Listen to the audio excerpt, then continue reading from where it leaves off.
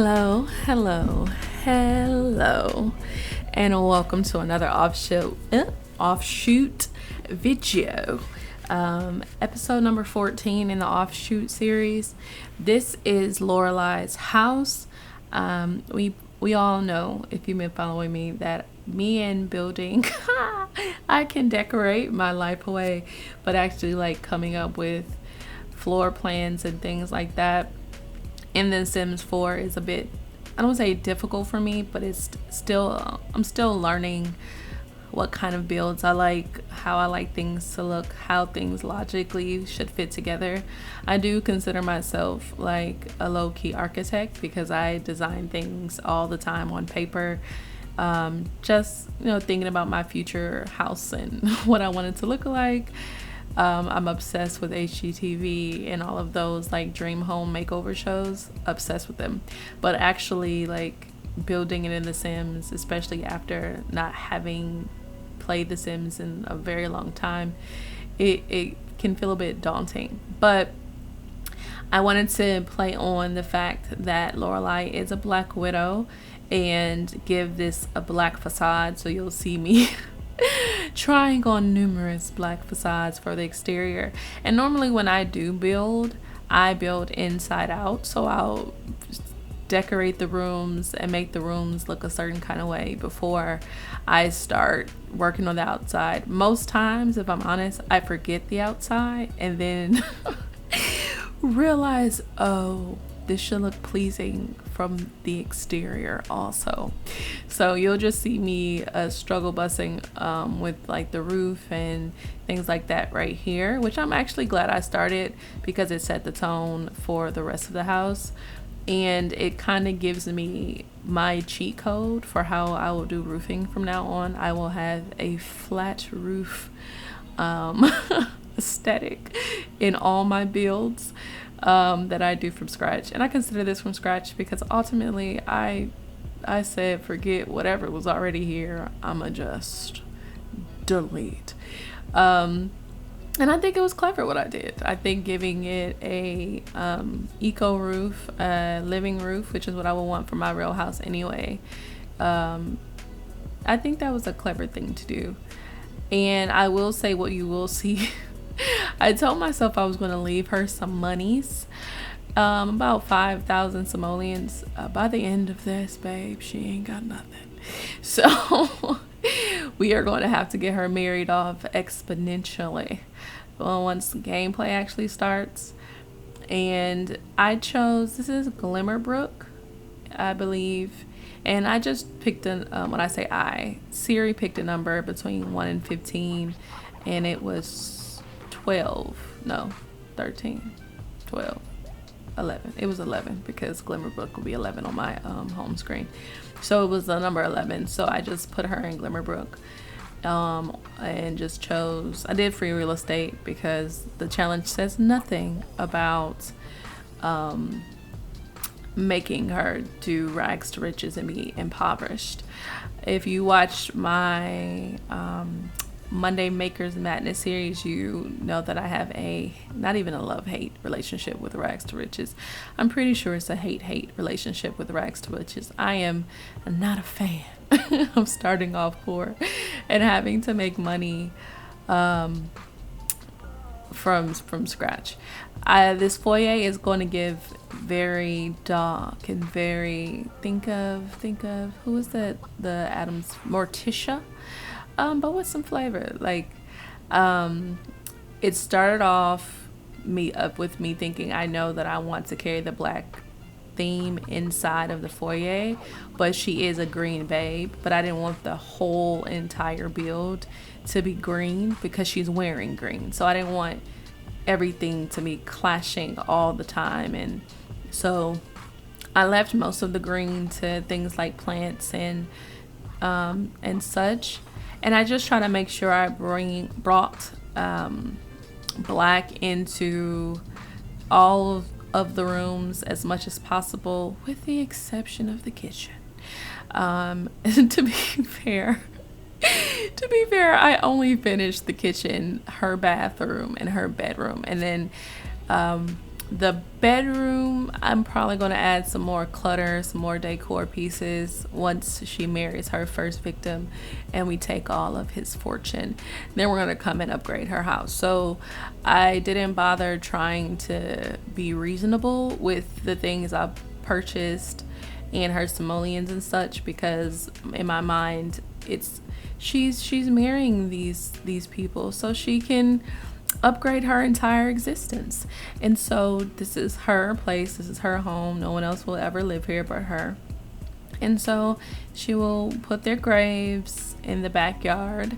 I did make the front porch also green grass, because again, she's a green babe, and she's very much about plants and nature in the aesthetic sense. And I do like how the foyer came out. I do like, and it's very functional. I did a little bit of playing after I finished recording this entire thing.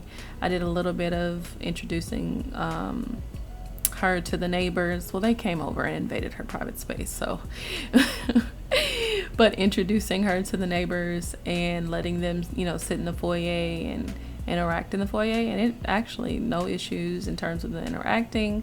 Darrell showed up again. We know how much we hate Darrell, and I'm realizing that Darrell is a EA character, or a glitch, because he shows up every time I have a new save.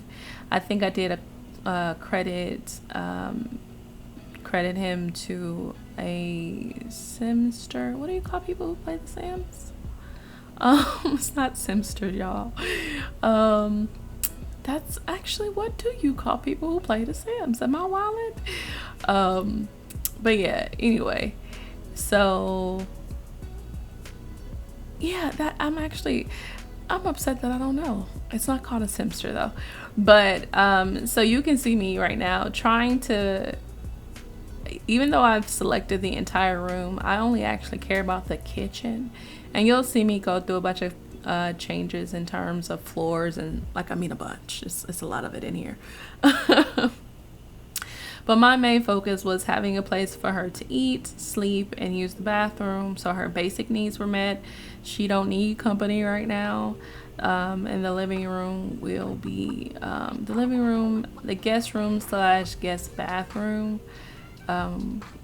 Because if you watch my gameplay, I do not like Sims not having their own personal bathroom. And I thought that this was, I really enjoy this kitchen. It's the best kitchen that I've made so far in The Sims. And that's, I've not made that many houses, if I'm honest. And this is me trying to figure out these cornucopias. I realized later that, and it's not called a cornucopia, but that's what it's called to me. I realized later that I had the auto counters off. So there was just so much stuff I was missing. I spared not a penny. I used all 20,000 simoleons. Actually more than that, because I sold a bunch of all of the old stuff from the I sold all the old stuff. So this thing probably cost about 30 or 40 simoleons, if I'm honest. 40,000 simoleons. I had started a series before this. I was going to go through all the scenarios with one sim, and I hated it. The scenarios I did two, the sim died during the second one, and they weren't exciting enough. It wasn't doing what it was supposed to do in my mind. Like, I expected it to be like a challenge. Like, they tried to put in the challenge aspects and, give you limits and stuff, but they didn't do it right. It's like they've never watched people do the 100 beat challenge. It's like they didn't pay attention to their target audience and of course they're not allowed to steal ideas and things like that because lawsuits, but they could have, been creative. So I just feel like the scenarios are great if you're brand new to The Sims 4 and you've never played The Sims before, and you want to introduce yourself to how it works, but it's not something for someone who's a bit more creative, or they have ideas and storylines already in mind. So I wouldn't recommend it, and I just trashed all the videos. But in that series, that was the first time that I redecorated a base game house using clutter, using no CC and things like that, and like got really detailed, and I loved it. And it is on the gallery, and it'll probably be in this save file, possibly. If not this one, it'll be in the 100 baby challenge or the aspirational series that I have. So yeah, I was really proud of that house too. So it's already on the gallery if you guys want to grab that thing.